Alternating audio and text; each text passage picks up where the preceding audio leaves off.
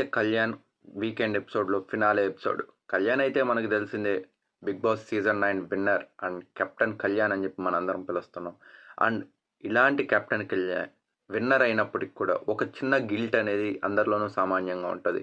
And అలాగే కళ్యాణ్కి కూడా ఒక స్మాల్ గిల్ట్, అంటే అది ఏంటంటే, నాకు సపోర్ట్ చేసిన వ్యక్తికి నాకు ఒక అవకాశం వచ్చినా కూడా చేయలేని సిచ్యువేషన్లో పడిపోయాను బిగ్ బాస్ హౌస్లో.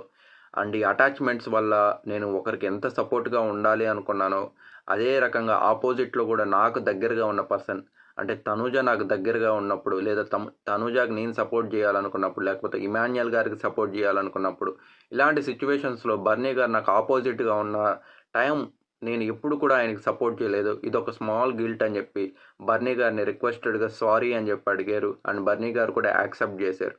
బట్ నాకు కొన్ని సందర్భాల్లో అనిపించింది, మేబీ సపోర్టివ్ అనేది అందరి వైపు ఉండుంటే బాగుండు అని.